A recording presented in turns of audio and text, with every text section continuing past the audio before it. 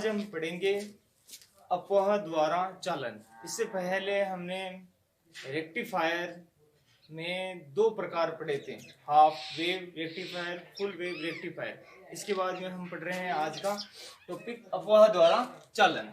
अपवाह द्वारा चालन किसी अर्धचालक में, जब किसी अर्धचालक में विद्युत क्षेत्र आरोपित किया जाता है तो विद्युत क्षेत्र के अनुदिश आवेश वाहकों की गति होती है। आवेश वाहकों की गति के कारण अर्धचालकों में धारा प्रवाहित होती है, इलेक्ट्रिक करंट, उसे हम अपवाह धारा कहते हैं। अपवाह धारा, अपवहन वेग। इसके बाद अपवहन वेग के बारे में भी हमने पहले पढ़ा था। विद्युत क्षेत्र की उपस्थिति में आवेश वाहकों का वेग अपवहन वेग कहलाता है। आवेश विद्युत क्षेत्र की उपस्थिति में आवेश वाहकों का वेग अपवहन वेग कहलाता है। अब हम निकाल रहे हैं आपके लिए अर्धचालकों में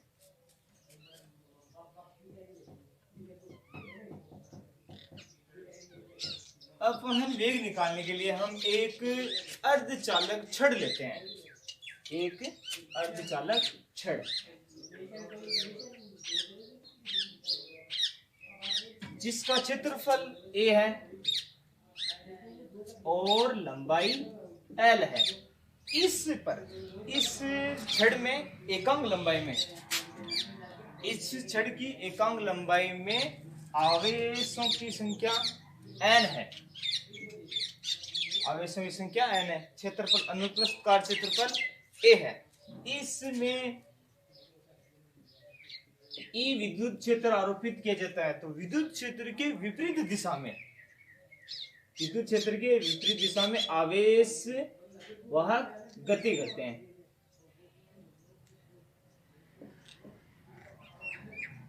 देखो अब अपवहन वेग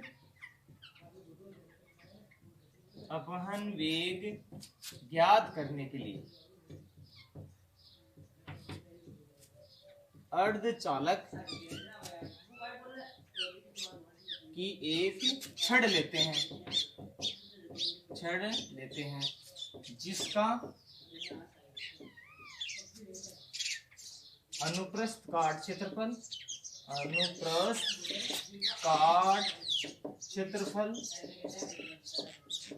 A है वह लंबाई L है। इसके एकांक आयतन में आवेश वाहकों की संख्या n है। आवेश वाहकों की संख्या इसमें n रह जाएगी, जिस पर E विद्युत क्षेत्र E आरोपित किया जाता है। इस पर विद्युत क्षेत्र E आरोपित किया जाता है तो आवेश वाहकों का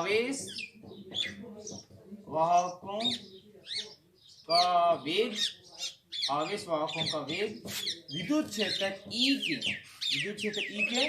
विपरीत दिशा में हो जाता है। विपरीत दिशा में हो जाता है। अब देखो अर्धचालकों में n आवेश व L लंबाई के लिए तय करने में लगा समय। अपवहन वेग के लिए हम निकालते हैं समय यानी T बराबर, ये रह जाएगा हमारे पास L/V n इलेक्ट्रॉनों के लिए रहेगा और P होल के लिए। अब T L ज्ञात करने के लिए हम निकाल सकते हैं L = VNL। ये हमारे पास VL/VL × T। अब देखो n इलेक्ट्रॉन के लिए छड़ में एकांक आयतन में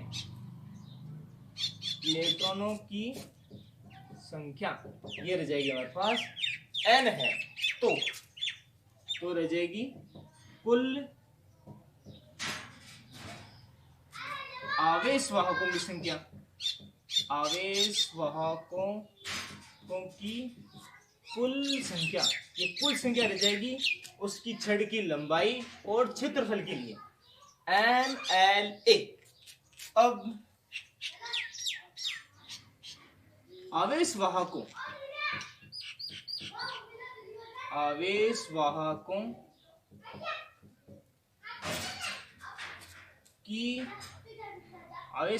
के लिए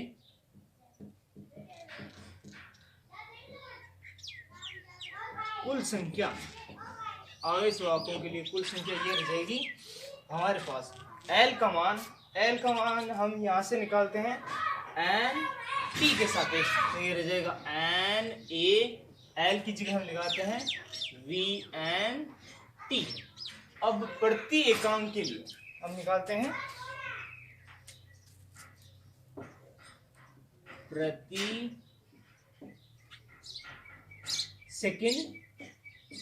प्रति सेकंड में आवेश वाहकों की संख्या, आवेश वाहकों की संख्या होती है I के बराबर, IE यानी इलेक्ट्रॉन के लिए I बराबर Q/T, और ये हमारे पास थी आवेश वाहकों की यानी आवेशों की कुल संख्या, तो ये हमारे पास थी IE = Q/T।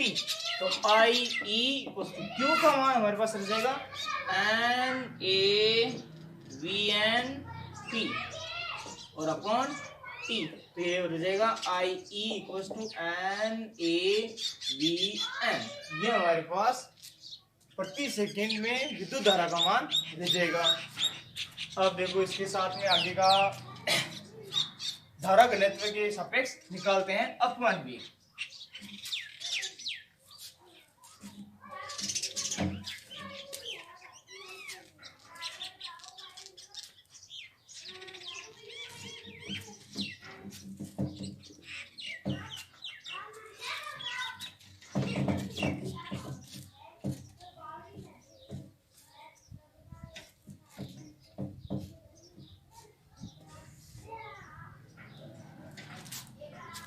अब निकालते हैं हम इलेक्ट्रॉन के लिए धारा घनत्व, इलेक्ट्रिक डेंसिटी, वो होता है J बराबर I/A। विद्युत धारा और क्षेत्रफल का अनुपात होता है धारा घनत्व, और हम इलेक्ट्रॉन के लिए निकाल रहे हैं, तो ये रह जाएगा N के लिए और इलेक्ट्रॉन ये इसके लिए, तो हमारे पास Jn =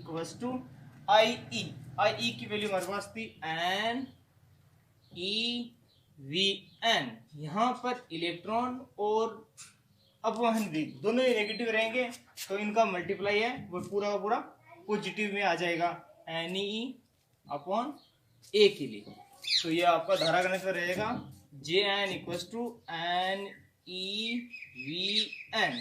ये हमारे पास रह जाएगा इलेक्ट्रॉन के लिए धारा घनत्व, इलेक्ट्रॉन के लिए धारा घनत्व। अब देखो, अब हम निकालते हैं होल के लिए धारा घनत्व, ये इनका सेम रह जाएगा। धारा घनत्व होल के लिए रहेगा Jp के लिए, ठीक है, = N की जगह रह जाएगा P, E की जगह E, V का V, और N निकाल दे इलेक्ट्रॉन के लिए, तो होल के रह जाएगा P। इस प्रकार हमारा होल के लिए रह जाएगा। तो कुल धारा घनत्व, टोटल कुल धारा घनत्व J बराबर रह जाएगा J = Jn + Jp। हमारे पास ये रह जाएगा J = Jn की वैल्यू हमारे पास है NeVn + PeVp। तो देखो हमारे पास इन दोनों के सापेक्ष ये हमारे पास धारा घनत्व की वैल्यू हो जाएगी, टोटल धारा घनत्व। अब हम निकालते हैं आवेश वाहकों का अपवहन वेग, आरोपित विद्युत क्षेत्र। वह किसके बराबर होता है? ये हमारे पास था धारा घनत्व। धारा घनत्व Jn इक्वल होता है IE अपॉन A, और धारा घनत्व के लिए Jn इक्वल टू NeVA था अपॉन L में धारा घनत्व है, तो ये A से A कैंसल आउट हो जाएगा। धारा घनत्व Jn बराबर NeVN रह जाएगा, NeVN। अब हम होल के लिए धारा घनत्व Jp इक्वल टू PeVN रह जाएगा। कुल धारा घनत्व Jn और Jp इन दोनों का योग रह जाएगा। अब हम निकालते हैं गतिशीलता। गतिशीलता होती है आवेश वाहकों का अपवहन वेग। अब हम निकालते हैं गतिशीलता। गतिशीलता अपवहन वेग व अपवहन वेग विद्युत क्षेत्र, अपवहन वेग विद्युत क्षेत्र के समानुपाती होता है। ऐसा हमारे पास एक बार पहले भी आया था। Vn यानी अपवहन वेग इलेक्ट्रॉन के लिए है तो Vn, और केवल अपवहन वेग निकालना हो तो V। यह विद्युत क्षेत्र यानी E के समानुपाती होता है। तो V equals to nu E, यहाँ पर न्यू है वह गतिशीलता है।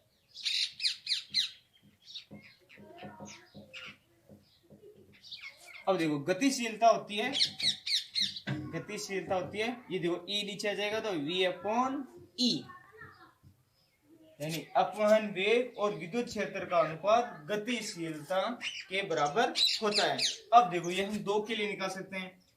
इलेक्ट्रॉन के लिए गतिशीलता ये हमारे पास न्यू E, इलेक्ट्रॉन के लिए रहेगा तो E के सापेक्ष लिख सकते हैं, या N के लिए तो nu N equals to VnE।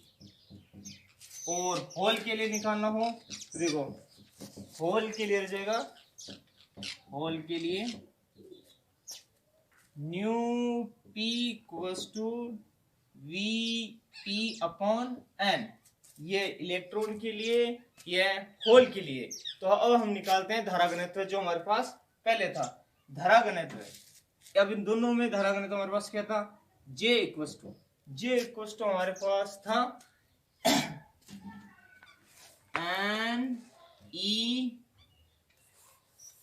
NeVN, ये हमारे पास था इलेक्ट्रॉन के लिए, और NePeVP ये हमारे पास था होल के लिए। इन दोनों में कॉमन कुछ नहीं है, E कॉमन है, तो हम J इक्वल्स टू E आ जाएगा कॉमन, और आ जाएगा NVN। तो देखो VN की जगह हम होल इलेक्ट्रॉन के लिए लिखे तो न्यू एन ई लिख सकते हैं, ये इससे मल्टीप्लाई हो जाएगा, तो ये हो जाएगा N न्यू एन ई। और होल के लिए निकाले तो P E आ गया कॉमन, VP की जगह इन दोनों का गुणा न्यू PN न्यू PE है, न्यू PE। तो ये हमारे पास होल के लिए और इलेक्ट्रॉन और होल के लिए दोनों में आ जाएगा। इन दोनों में E कॉमन आ सकता है, तो J इक्वल्स टू EE, तो ये इसमें कॉमन हो जाएगा N new N plus P nu P, ये आ जाएगा, इसमें से E कॉमन आ जाएगा। ये हमारे पास था धारा घनत्व है। अब निकालते हैं हम ओम के नियम से। ओम के नियम से धारा घनत्व J equals to E sigma होता है, यानी चालकता के लिए J equals to sigma E के लिए होता है ओम के नियम से। तो इसमें हम चालकता निकाल सकते हैं, क्योंकि हम अपनी चालकता निकालेंगे तो सिग्मा बराबर ये रह जाएगा J इक्वल्स टू E के बराबर, और हमारे पास J की वैल्यू है, J की वैल्यू हमारे पास ये रही धारा घनत्व है, तो ये रह जाएगा E और इलेक्ट्रॉन के लिए N new N plus P nu P, ये हमारे पास, और अपॉन में E, तो E से E कैंसिल आउट हो जाएगा, तो चालकता का मान आ जाएगा E N nu N plus P nu P, ये हमारे पास आ जाएगा चालकता। अब चालकता है, उसमें हम चालकता से हम प्रतिरोधकता का मान निकाल सकते हैं। प्रतिरोधकता है वह चालकता के व्युत्क्रमानुपाती होता है, यानी ये तो थी हमारे पास चालकता, और अब निकालते हैं प्रतिरोधकता। प्रतिरोधकता प्रतिरोधकता वो होती है रो बराबर 1/सिग्मा, यानी चालकता, यानी इसका उल्टा। तो ये रो बराबर 1/E N nu N plus P nu P, ये आ जाएगी प्रतिरोधकता। अब हम इनके अलावा इसका मात्रक होता है ओम इंटू मीटर, प्रतिरोधकता का मान। अब इसमें हम दो स्थितियां निकाल सकते हैं, केस फर्स्ट और केस सेकंड। अब हम एन अर्धचालक और पी अर्धचालक के लिए दो स्थितियां निकालते हैं। तो देखो आगे ये था अपवन वेग और विद्युत क्षेत्र, अपवन वेग विद्युत क्षेत्र के समानुपाती होता है, तो V समानुपाती E। V बराबर समानुपाती का चिन्ह हटेगा तो ये नियतांक गतिशीलता न्यू E, यहाँ पे न्यू का मान निकालेंगे तो V/E। अब हम इलेक्ट्रॉन के लिए निकालेंगे तो N, तो दोनों में रह जाएगा N, और विद्युत क्षेत्र है दोनों में समान रहेगा, इलेक्ट्रॉन के लिए और होल के लिए। तो होल के लिए न्यू पी है वही Vp/E के सापेक्ष रह जाएगा, और दोनों की वैल्यू हम J में रख देंगे। तो N और V दोनों के सापेक्ष में J यानी धारा घनत्व है, तो हमारे पास ये धारा घनत्व का मान आ जाएगा, ये धारा घनत्व J = E N nu E plus P nu P। अब हमारे पास धारा घनत्व में ओम के नियम से,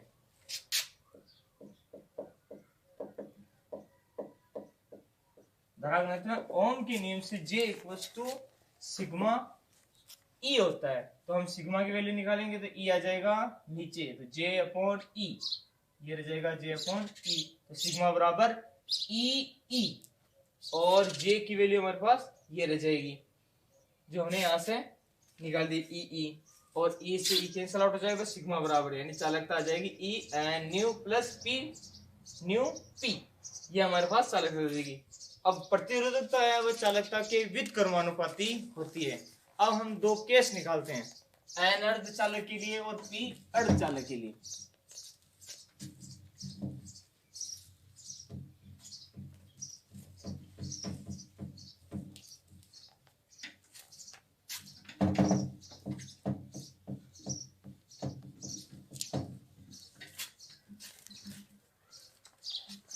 एक तो रह जाएगा एन अर्धचालक के लिए, एन अर्धचालक रहेगा इलेक्ट्रॉन के लिए, और एक स्थिति रह जाएगी पी अर्धचालक के लिए, यानी होल के लिए। अब दोनों के सापेक्ष हम निकालते हैं।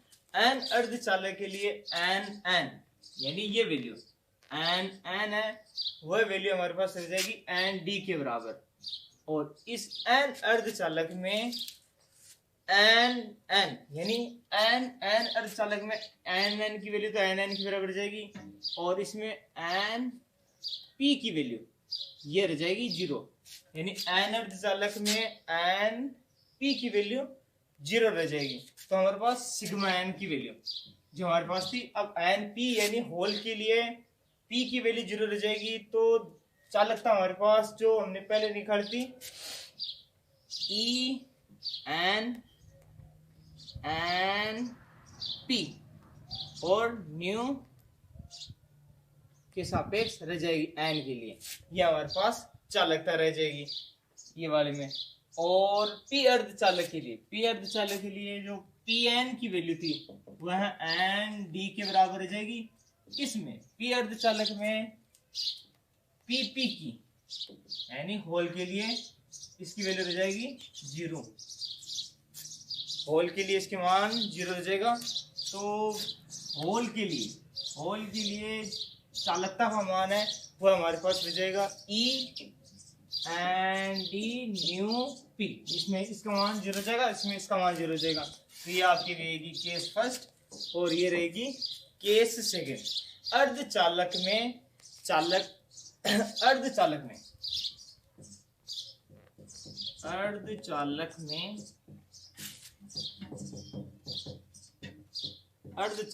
चालकता है वह दाता व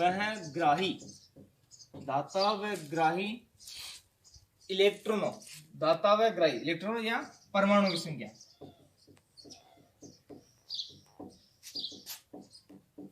परमाणुओं की संख्या पर निर्भर करती है।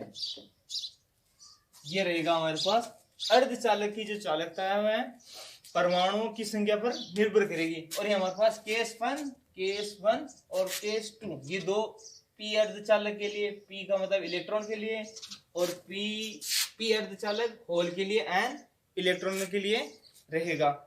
अब ये आपका टॉपिक अपवन वेग में चालन ये समाप्त हुआ। हम आशा करते हैं कि आपको ये टॉपिक पसंद आया होगा।